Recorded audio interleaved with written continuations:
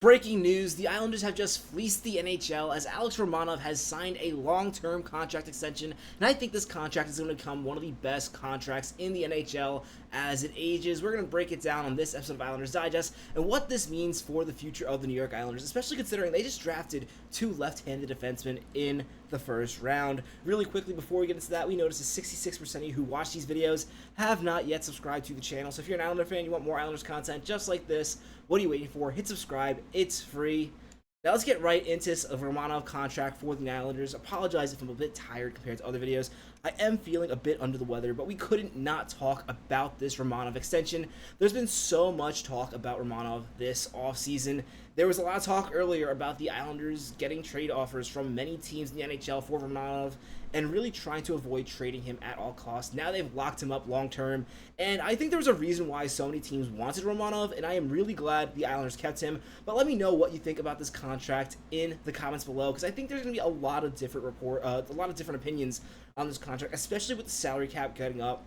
I think a lot of fans are going to have to get used to defensemen making more money than they used to, but considering that, I still think this is one of the best contracts in the NHL. At least it's going to be one of the better contracts in the NHL in a few years. That is not me exaggerating. I really like this value for Romanov. I'm going to explain why on this episode of Islanders Digest. So first, the Islanders have extended Romanov, who is currently 25, but an 8-year extension worth $6.25 million. Obviously, that is a long time to sign Romanov, and this deal eats up 6 years of UFA seasons, so the Islanders are not going to have to worry about a situation like with Dobson, where Romanov gets super close to UFA status, even though Dobson had another year.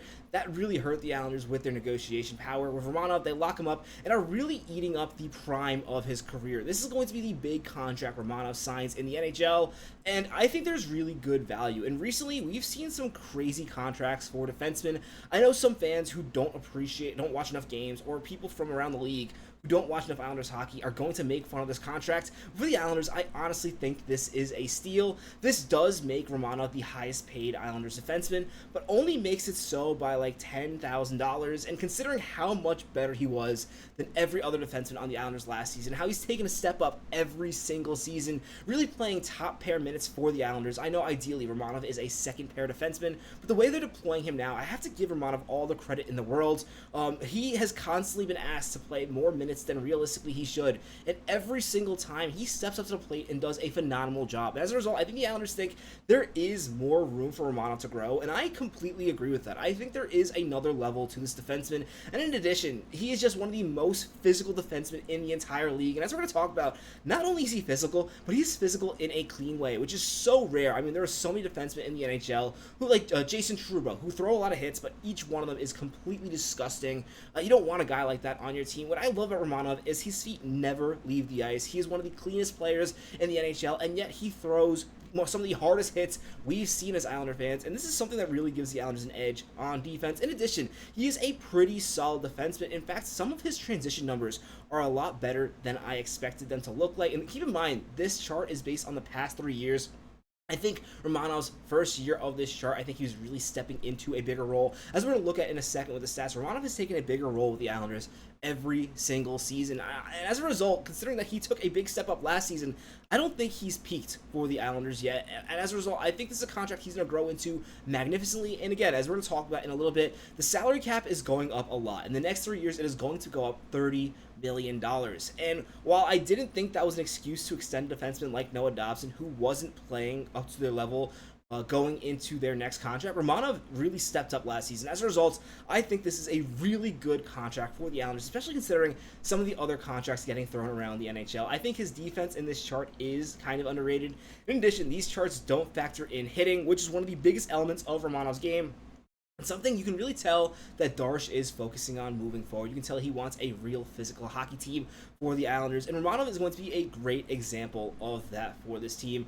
And now this defense for this Islanders team is pretty much set for next season. They now have Romanov, Pulock, Pelech, Mayfield, Bovequist, and Isaiah George sign another contract. I do believe the Islanders are also going to sign Tony DeAngelo. Don't expect anything long-term with that. Tony DeAngelo really does not have much leverage around the NHL.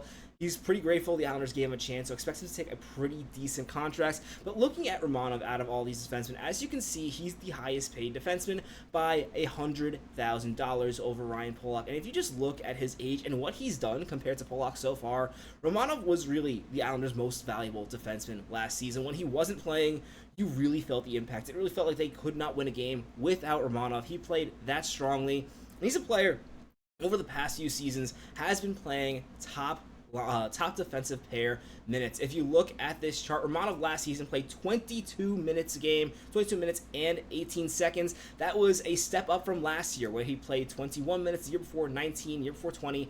This is a guy who has constantly had to step up for the New York Islanders. In each of the 3 seasons he's played for this team, he's taken a step up in his ability to play defense, almost to the point where he was, in my opinion, the Islanders' best defenseman last season. Now, a lot of people are going to look at the stats and say, well, he didn't score a lot of points, and my argument against that is you don't pay a defenseman to put up points.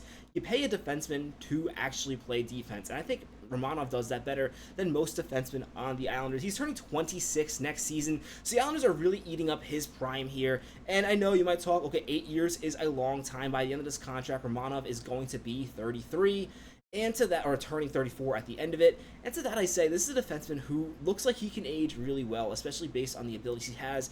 And also, in addition to that, the salary cap going up means each year this contract is going to count less and less when you consider the percentage against the cap. And especially considering the Islanders just drafted 2 left-handed defensemen, they're going to have 2 players in Schaefer and eventually Sean Aitchison playing at entry-level contracts, which is really going to help the Islanders out. And not for nothing, with Aitchison being drafted by the Islanders, is there any mentor in the NHL than Romanov, a player who plays his style of game? Although Aitchison has a lot more offense in his game, but just plays that style of hockey where he's super physical but also is really clean. I think this is the perfect fit for the Islanders. I do expect them to eventually move a defenseman, and I've argued for long term on this channel that defenseman should be Adam Pelech. He does have partial trade protection. Now, on the Romanov contract, as of right now, we don't have any information on if there's any trade protection. That can change, and if he has a full no-trade clause, that's definitely going to change my opinion on this contract.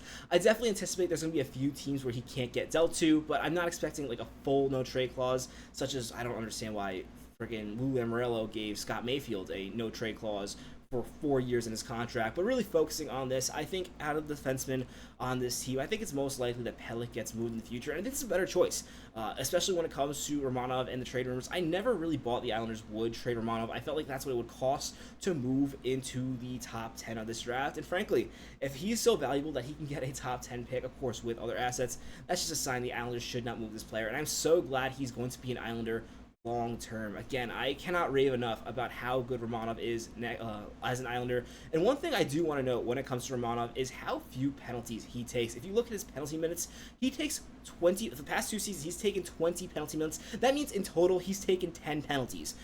That's not even including if he got into any fights or roughing, stuff like that.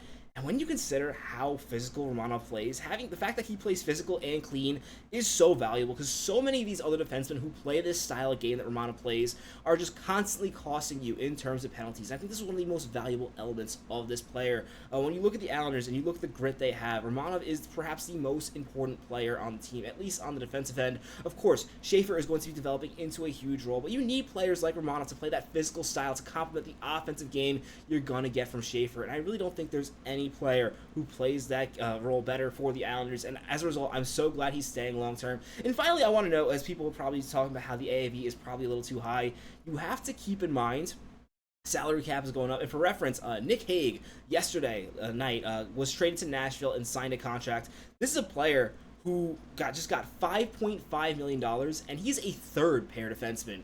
Obviously, I'm sure Barry Trotz believes he can play a bigger role now that he's no longer in Vegas. But you look at this player, his numbers are not as good as Romanov. Notably, too, Romanov was a plus on an Islanders defense that was absolutely horrendous last season in terms of plus minus. I know that's not the most important stat, but that is notable to me as well. This player played 16 minutes a game, and he's a young left-handed defenseman, and now he's making $5.5 million. It's very clear that defensemen are going to get a lot more expensive in the NHL over the next few seasons. And as a result, signing Romanov to this contract, in my opinion, is a really good value deal. Still, I'd love to know your thoughts on it in the comments below. I love this contract. I love Romanov, and it's nice to see that he's going to stay long term. Again, I understand you can make the argument, oh, you just drafted 2 left-handed defensemen. Look, in reality, Aitchison, in the best-case scenario, is not going to be an Islander for the next 3 seasons. And even in that 4th season, when he is playing the role, he is going to be playing on the 3rd pair for at least a season or 2 as he learns to play in the NHL. In the meantime, it's great to have a player like Romanov who can both mentor him in that role when he's ready, and before that, really take control of this defense, which without Romanov, I think would be an absolute disaster going into next season. Catch you on the next episode of Islanders Digest. My name is Patrick Nilan. Let's go, Islanders.